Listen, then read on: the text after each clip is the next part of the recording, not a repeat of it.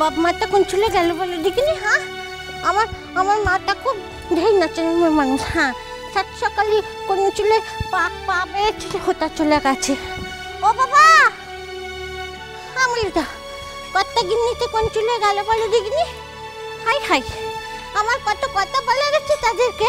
আর দেখো বাবা, মা, ও বাবা। পানিমা, বাবা মা করছে কেন? আমরা কি নেই বাড়িতে? তোমার বাবা মা গেছে একটু কাজে। কি হলো কি ঠাকুরজি? কি হয়েছে? মুখখানা এমন ভার কেন? অমর তো কই? দাও দাও দাও দাও। আমার তোর কাছে বকুনি খেয়েছো নিশ্চয়? না না, মনটা আমার এমনি ভালো নেই, জানো তো সোনা মা। আজকে না ভোর ভোর একখানা খারাপ স্বপ্ন দেখেছি। হ্যাঁ হ্যাঁ, স্বপ্ন দেখেছি ওই যে আমাদের ওই যে কুটনি ভালো দিদি আছে না, হ্যাঁ, আমি দেখেছি ওর পাগল মাথা তেমন হয়েছে। হ্যাঁ, আর ও রাস্তায় রাস্তায় ঘুরে বেড়াচ্ছে। হ্যাঁ, আর সবাইকে বলছে আমি বাঁচব নি, আমি মরে যাবো, আমি মরে যাবো। আমি আমি আমি আমি সেটা দেখার পরে ওই আমাকে মিনসিকে বললাম, শুনো শুনো শুনো, ভালো দিদির এত কষ্ট হচ্ছে, চলে দেখিনি আমরা একটু ওই ঘরে যাই, গিয়ে তার একটু সেবা শুশ্রূষা করবো, করে ভালো করে তুলবো, তুলে আবার হেঁটে এসে যাবো। হ্যাঁ হ্যাঁ, বলো যা, জানো তো বড় বৌদি আমি কাকে বলেছি কথাটা? অমনি আমার গলাটা কুচ করে হাতে এমন করে কেটে নেওয়ার জোগাড়। হ্যাঁ, বলছে খবরদার পাই তুমি হত্যা যাওয়ার নামটাও করবে নেকো। হ্যাঁ, আমাকে এমন কথা বলতেছে, তা আমি কি করব বলে দেখিনি? হ্যাঁ, ওই জন্য আমি বাবাকে বলতে এসেছি আমাকে শ্বশুর বাড়ি পাঠতে যাওয়ার জন্য। ও বাবা, বাবা, ও বাবা, আমাকে শ্বশুর বাড়ি পাঠতে যাওয়ার ব্যবস্থা করো না বাবা। মানুষের দুঃখের দিনেই যদি তার কাজে নাগতে পারবো নি তো অন্য সবাই থেকে কি লাভ বলে দেখিনি? হ্যাঁ বাবা, কি বলছো গো তুমি রাঙা পিসি? তুমি যাবে অথচ অমর তো আঙ্কেল এখানেই থাকবেন? ওই লেন্থনি চটবদিনী, সব কথায় ওনার কান আছে। কাজ নেই তো খইবার। আমার তো আঙ্কেল হেঁটে থেকে যাবে, তুমি হতে যাবে। দেখেছো তো বাবুদি আমাকে কেমন করে বলছে, চোরের মন সবসময় ভোজকার দিকে। হ্যাঁ, কি হলো ভূমি, তুমি দাঁড়িয়ে গেলে যে? আমাদের আজ নেমন্তন্ন করতে যেতে হবে, মনে আছে তো? হ্যাঁ গো, মনে আছে। আসলে যেতে যেতে একটা মজার কথা শুনলাম কি না, তাই দাঁড়িয়ে পড়লাম। কি গরম গো বাইরে আজকে। ওহ বাপরে বাপ, আমার বাজার ফাজার কোথাও পাঠিও না, এত জিনিসপত্র। বাড়ি বাকি সব কি সাহেব না? সব কটা সাহেব তো। যে কজন বাড়িতে বেকার আছে না, তারা সব পায়ের ওপর পা তুলে খাবেন উনারা, আর আমি গোষ্ঠী শুদ্ধ লোকের জন্য কারি কারি বাজার করে নিয়ে আসবে এই গরমের মধ্যে। দেখো শুভ, এ বাড়িতে কিন্তু কেউ পায়ের ওপর পা দিয়ে বসে নেই, আর থাকিও না। তুমি তো ভোম্বল আর ছোটনের কথা বলছো না? ভোম্বলের যে বাজার করার মতো এতটুকু সময় নেই তা তুমি ভালো করেই জানো। আর ছোটন তো মাসের মতো অর্ধেক দিনই বাজার করে, তার কি কোনো কাজ থাকতে নেই কোনো দিন? তুমি এত কথা কেন বলো বলো তো? না করলে না করবে, তাও তো পারো না, করাও চাই আবার। জানো তো শোনা মা, আমার বরকেও বলছে। মাফ করো আমার বোন, মাফ করো মা। একই জামাই শ্বশুর বাড়িতে, তাতেই পাড়ায় লজ্জায় মুখ দেখাবার জায়গা নেই। তারপর যদি সে বাজার করতে যায়, তাহলে তো মনুষ্য সমাজে বেরোতেই পারবো না। বালাই ষাট মেজো ঠাকুরপো, তোমার যে এত লজ্জা আছে তা তো এই ক বছরে কোনোদিন আমাদের জানার সুযোগই হয়নি।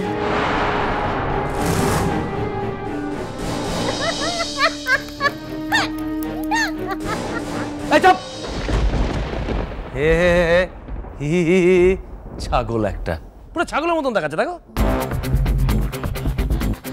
ও শোনা মা, ও বড়বৌদি দেখো না আমাকে ছাগল বলছে। বলতে দাও, ওর মুখ আছে বলুক, তুমি কান দিও না। নতুন কথাটা তো তুমি শুনলেই না মেচকা। আমাদের রাঙা পিসি নাকি কাল রাতে তার ওই যাকে নিয়ে স্বপ্ন দেখেছে, এবং স্বপ্ন দেখার পর রাঙা পিসির মন এতই উতলা হয়ে উঠেছে যে সে এক্ষুনি এ বাড়ি ছেড়ে শ্বশুর বাড়ি চলে যাবে। অথচ হ্যাঁ, তার স্বামী আবার ফরমান জারি করেছে যে ঘুণাক্ষরে ও বাড়ি যাওয়ার নাম যেন সে না করে। তা এর মধ্যে কথান্তরের কি আছে? সে যে কেন যেতে চাইছে তা আমরা সবাই ভালো করে জানি। হ্যাঁ সেই তো, এভাবে জামাই আদর পেলে কেউ কি আর শ্বশুর বাড়ি ছেড়ে যেতে চায়? ছি ছি মেজো ঠাকুরপো, এই তো কটা দিন আছে, এখনো তো 7 দিনও হয়নি, এর মধ্যে তুমি একেবারে অস্থির হয়ে উঠলে। ছি।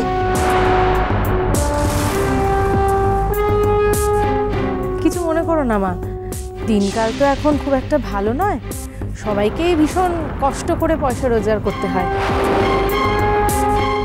এমনি এমনি উড়িয়ে দেওয়ার মতো তো পয়সা কারণ নেই। ভূমি, খবরদার বলছি। ভূমি, তুমি কবে কষ্ট করে পয়সা রোজগার করেছো শুনি, এত বড় বড় কথা বলছো?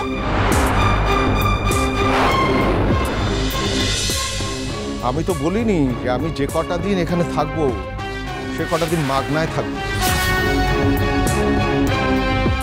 এখনই ভয় পেয়ে যাচ্ছেন ম্যাডাম।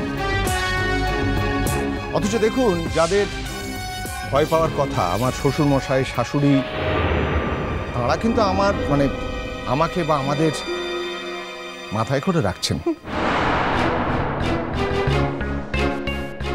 একটা কথা ভেবে বুঝলেন, আমার খুব অবাক লাগে যে এই পাড়ায় তো রোজই খবরের কাগজ টাগজ দেয় সব বাড়িতে, এবং আমার মনে হয় যে প্রত্যেকেই খবরের কাগজটা মোটামুটি পড়ে।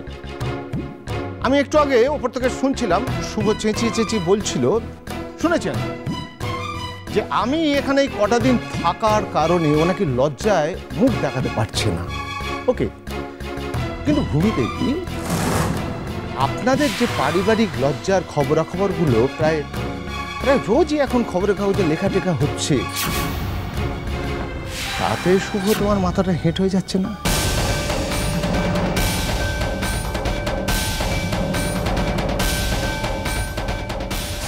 তাই না? তবে হ্যাঁ, তোমার মাথার শক্তি আছে, এটা বলতে হবে, হেঁট হয় না। দেখো অমর্ত্যদা, আমাদের পারিবারিক ব্যাপার নিয়ে তুমি কোনো কথা বলতে এসো না। আমরা চাই না যে আমাদের বাড়ির ব্যাপার নিয়ে বাইরের কোনো লোক মাথা ঘামাক। মেজগিন্নি আমার বরকে বাইরের লোক বলছে, মেজগিন্নির কাঁচা আগুন দূর হয় এখান থেকে। এটা বুঝি এখনো আপনাদের পারিবারিক ব্যাপারের মধ্যে সীমাবদ্ধ আছে বলে মনে করেন আপনি? দেখুন অমর্ত্য আঙ্কেল, এগুলো সবই হলো মিডিয়ার প্রচার, এখনো তো মামলার নিষ্পত্তি হয়নি। আগে মামলার নিষ্পত্তি হোক, তাহলেই বোঝা যাবে কে নির্দোষ আর কে দোষী। দেখুন ম্যাডাম, যাই হোক, আমরা তো ঘাসে মুখ দিয়ে চলি না। অমর্ত্য, তুমি যখন এ বাড়িতে এসছিলে তখন তুমি অসুস্থ অবস্থায় এসেছিলে, তাই না? তুমি বলেছিলে যে যে কটা দিন তুমি সুস্থ হতে তোমার সময় লাগবে, তুমি সে কটা দিন এ বাড়িতে থাকবে। মজা হচ্ছে কি বলো তো অমর্ত্য, যে তোমাকে দেখে না আমার একবারের জন্য অসুস্থ মনে হচ্ছে না, জানো তো? দেখো শুভ, অমর্ত্য এ বাড়িতে থাকবে কি থাকবে না সেটা বলার অধিকার তোমার নেই, বরং আদৌ তুমি এ বাড়িতে থাকতে পারবে কিনা আইন মাফিক আমি আর তোমার বাবা কথা বলতে পারি, কারণ বাড়িটা কিন্তু এখন আমাদের দুজনের নামে। সোনা জেঠি, এত অপমানের পরেও তুমি তো বাড়ি ছেড়ে যাবে না, না? তবুও তোমার এই বাড়ির প্রতি এত টান। সোনা জেঠি, তুমি যে কথাটা বললে না সেটা কিন্তু ঠিক বললে না। ভুলও কিছু বলিনি শুভ। তুমি যদি আমাদের জামাইকে ওই একই কথা বলতে পারো, তাহলে আমরাও তোমাকে ওই একই কথা বলতে পারি। শুভ, দেখো, তুমি আইনের লোক, আইনটা আমার থেকে অনেক ভালো বোঝো, তবু তোমাকেও মনে করিয়ে দিতে হচ্ছে, এটা ভেবে আমার খারাপ লাগছে।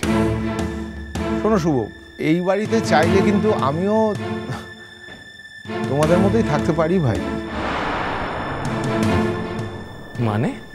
মানেটা খুব সোজা, অতি সোজা। পারি এই বাড়িতে তোমাদের চেয়ে অধিকার একটু কম নেই শুভ।